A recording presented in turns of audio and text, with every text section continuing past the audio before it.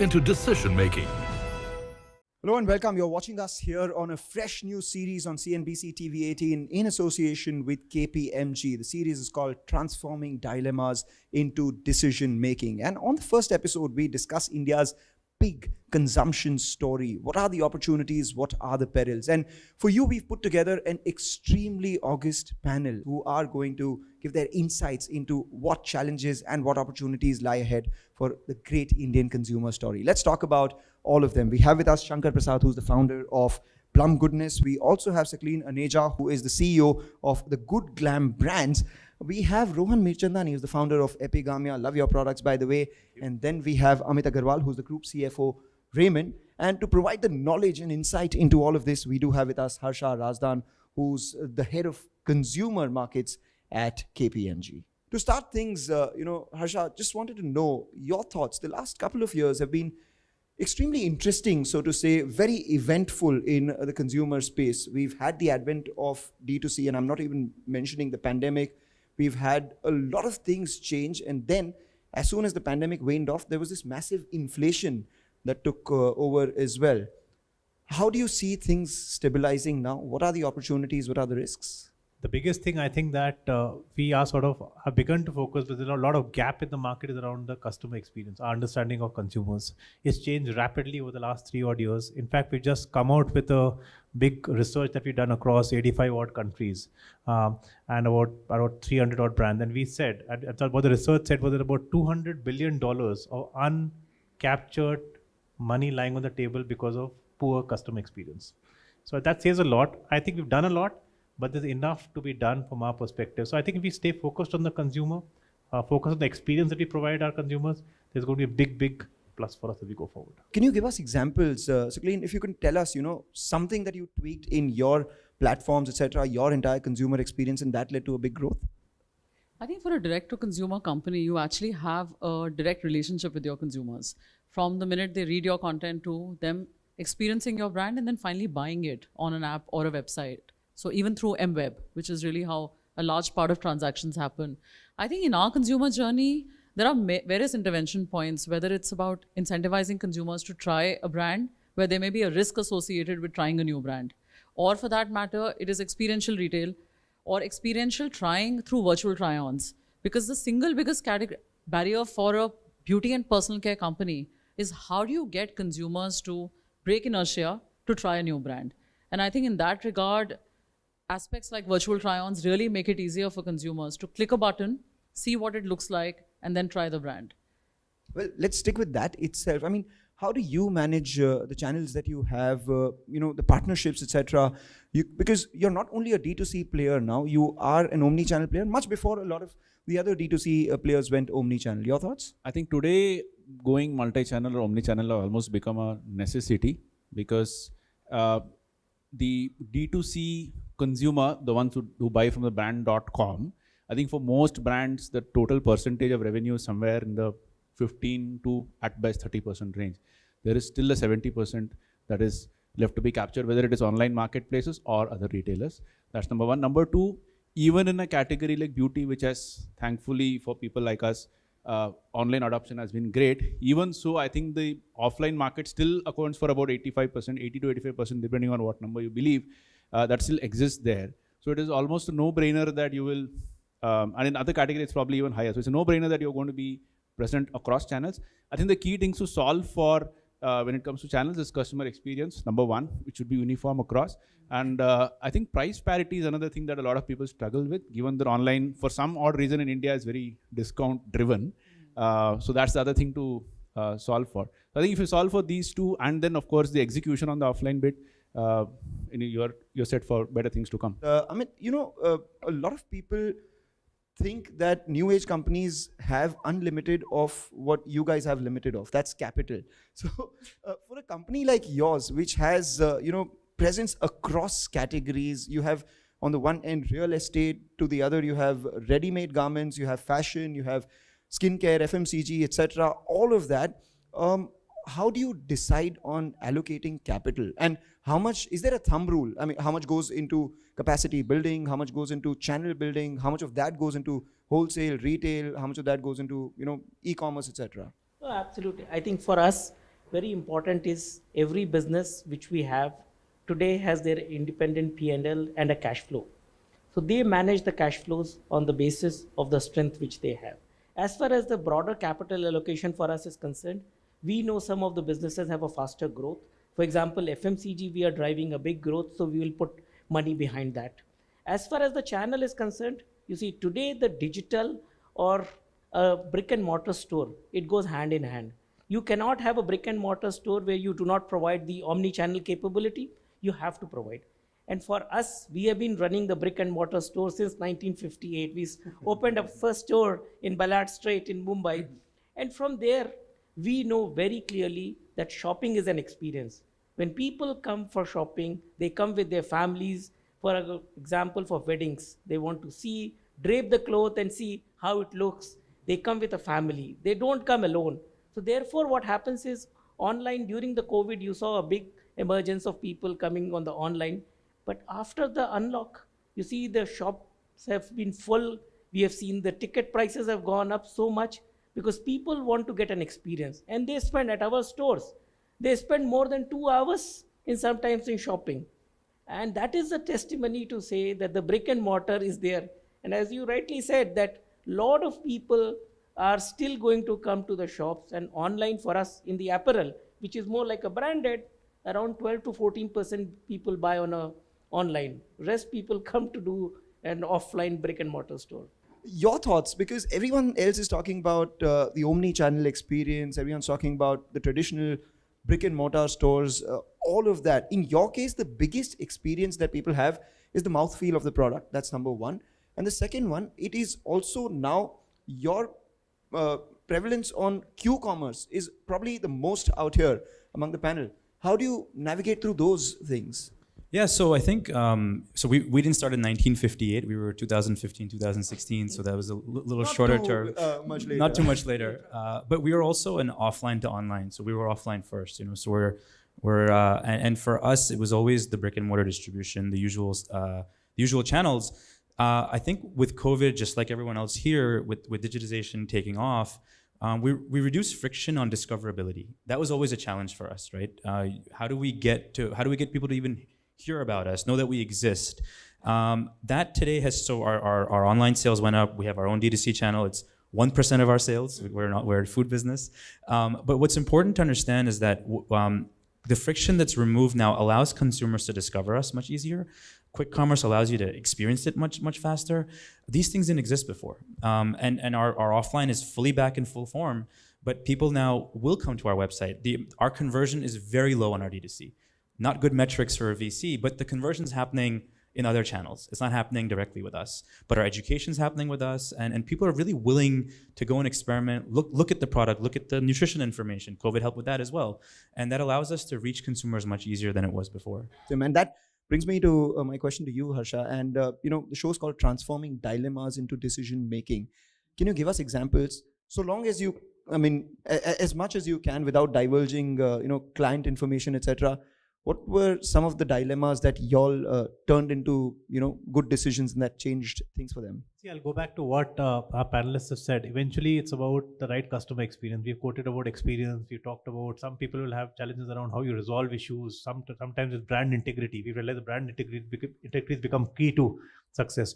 But what we've realized is that as long as you're able to identify what the problem is and address it, there is something on the table. We've been working with clients. One of the recent one was a gadget player where just adjusting things on their website and getting things right from a customer experience got to a 40x kind of a change. So it was so bad, I would say, before that. And I think it can happen to every client. It can be small things, it can be big things.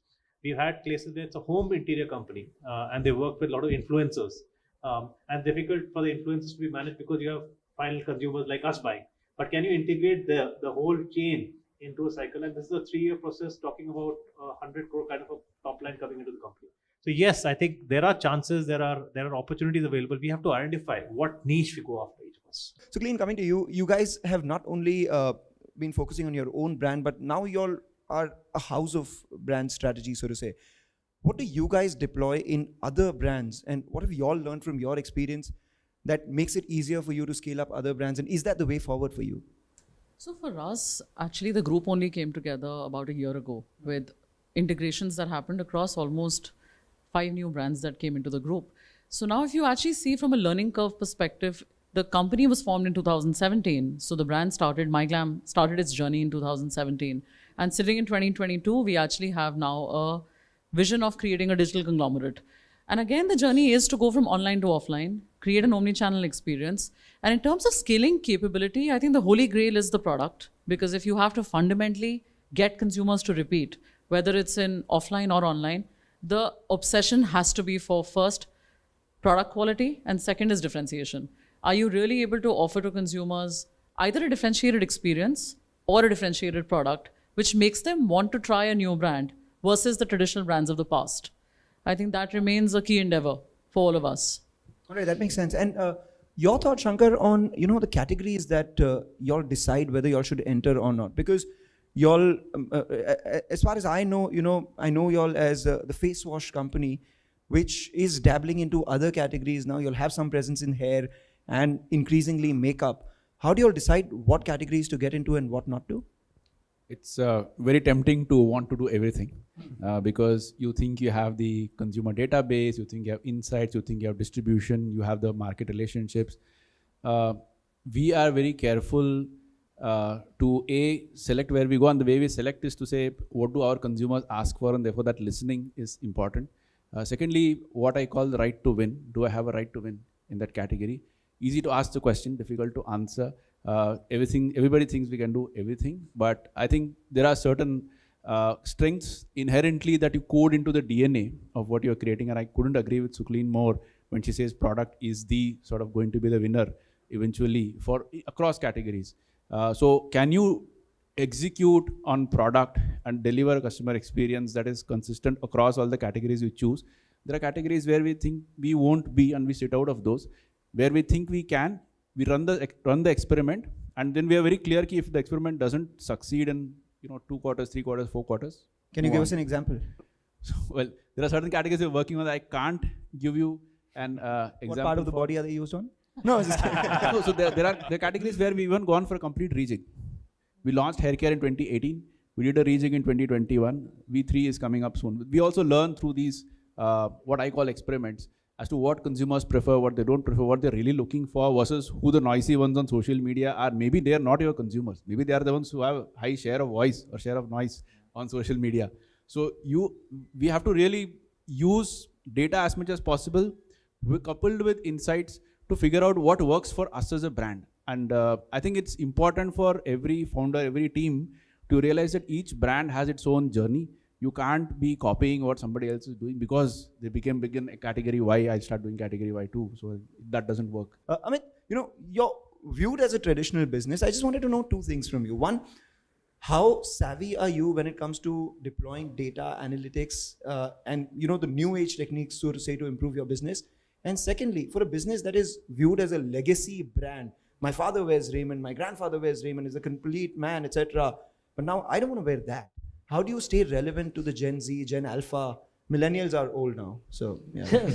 No, absolutely. I think for us, this is a big focus, and that is why we are coming up with the new lines. For example, on the shirting side, we have launched that Vibes collection, which is very, very vibrant.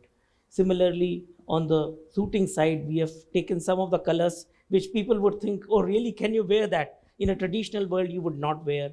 The designs which we are launching, I think that is one big shift which we are doing. As far as the digital, I think today it is a part of life. You have to be using this technology, and we are investing big in the technology. Like all our EBOs now are omni-channel. So you can buy anywhere and give it back, get it altered and such things. So that is one we are doing. Third thing, we are also using a lot of digital technology in our supply chain, because we are selling close to 50 million meters of fabric. In this, with so many SKUs, if you deploy the digital thing, you can reduce your inventory, the availability of the product to the customer. You can bring faster the fashion, because at the end of the day, the young people want a faster fashion. Can you quantify the improvement that you've seen in the number of inventory days reduced, in the number of... Absolutely. So if you look at it in terms of inventory days, we have cut down by almost 15% inventory number of days by using technology. And we have still a path to go. We have not implemented all the stuff which we want to implement. So we see a huge opportunity for us. plus the availability of the product with the customer. Maybe I might have missed some sales, which tomorrow it could be available at our stores or on the online place. That would make our sales grow faster. All right, hold on to that thought. We'll just take a short break, come back and discuss a lot more with all these guys that we have.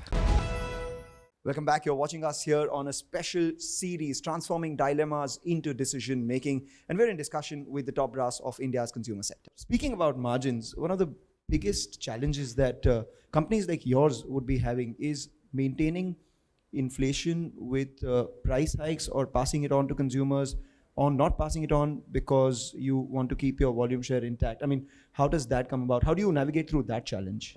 Yeah, I mean, it's the billion-dollar question in all the food company boardrooms right now. And if you look at this sort of inflationary environment, it's predominantly food-driven, right? I mean, if you see everything happening around the world, on every aspect of it, and not only that, inflation hasn't kept up with income levels.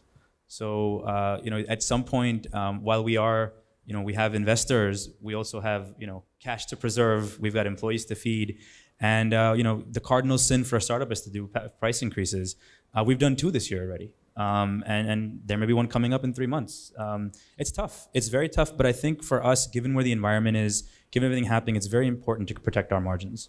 And if that means, doing our best, we don't want to do the old school way of 100 grams becomes 98, becomes 93, becomes 85, and at some point you're not selling anything. So I think we have to be intelligent about it. And what we do is we stay authentic. We tell our consumers, this is the problem. Milk costs were 32 rupees a liter last year. They're 40 rupees a liter this year. Can't do anything about it. We'd love to do something about it. We can't do anything about it. And the minute, and so the question's been asked, well, what if it comes down? I said, I'll pass it off to you immediately. We may not reduce our MRP, but we will pass that discount. That's my commitment. And I think in this environment where we live today, there's really, your hands are tied. There's nothing you can do. How do you navigate, or how do you, suggest companies on all these parameters, like he said, reducing inventory days, managing the price, volume, margin equation, or entering newer categories, etc.? So I think this is a pretty common question coming up, and you do know that the irrespective of the monsoon, how it's happened this year, it's happened on time, but it's hit its number, but it's been delayed.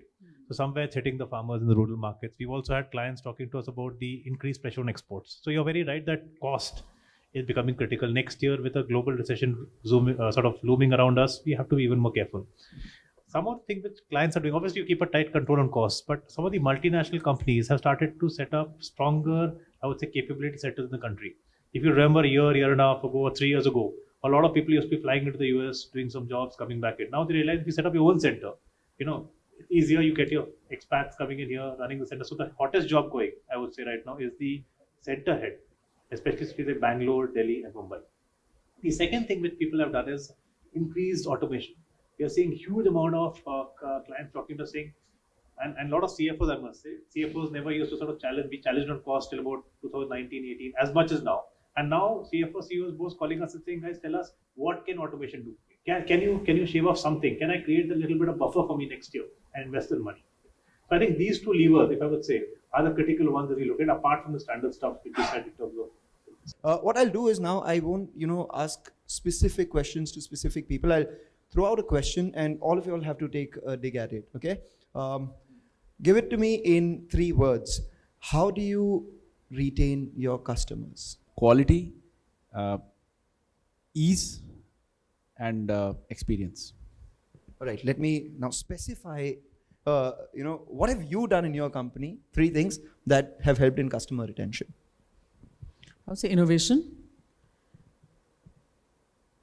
Definitely differentiated experiences and convenience. So for me, first is honesty. Honesty, I think, has played a big role for us. R&D, I guess, innovation in that sense, because we are a product company, and quality as well. I mean, those are the 3. Amit?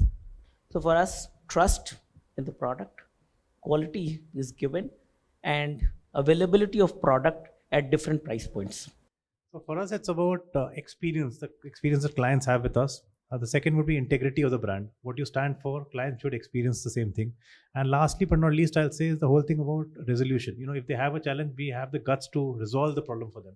If you can do these 3 things, a big one for us. All right, and this brings me to my final question, because we're all talking about the opportunities, etc. What is the big risk that you foresee in the next 12 months? 12 to 24 months. On the consumer demand side, I don't see too much. I think supply side is very shaky. You keep getting hit with surprise after surprise. Once there is China, then there's Ukraine, then there is inflation, something else. So the number of surprises the supply side is throwing up. I hope it actually settles down, because it's been quite, ever since COVID, it's been a supply chain, officer's nightmare to run a supply chain here. So I think that's something I hope it settles down, doesn't create more risks. How about you? Oh, I totally second that. Supply chain disruption for sure. And I think commoditization of brands is something that I definitely worry about.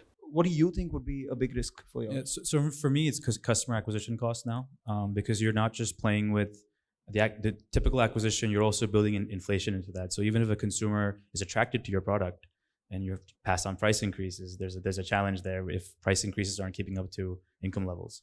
So acquisition costs for me. Amit? I think what is important is to understand that 12 to 24 months, we are seeing completely into kind of a K-shaped recovery. So the question is about the consumer. There is a one need consumer and one is a want consumer. The need consumer have a challenge in order to buy stuff, whereas the want consumer has enough and more to buy. I think that's going to be a big challenge, that how you bring a little bit more from a need to want consumers. And the second thing, as everyone said, supply chain. See, if we have export businesses, some of our things which go to the US, Europe, which used to be normal 35-day cycle, has gone to 65, 70 days, which is hurting a lot. Right, and that brings me to my final question to you, Harsha, because we've had a supply chain problem. We've had, less differentiation between two brands as a problem, rising consumer acquisition costs and inflation as a problem. We've had, a bunch of increasing cycles as a problem. What solutions do you have? For me, the biggest thing which can solve a lot of it is talent. I think all of us sort of on the table, if you were to have replicas of all of us, let's say 10 of them, it'll be much easier. The biggest thing is managing talent, grooming talent, half of them working remotely, not being in office, establishing the culture. Can your talent do the same thing that all of us think we can do for ourselves? All right, that makes sense. I mean, all the environmental problems, you go ahead and mitigate it with human resources. That, ladies and gentlemen, brings us to the end of this rather insightful conversation. Stay tuned to CNBC TV 18. Thank you for watching.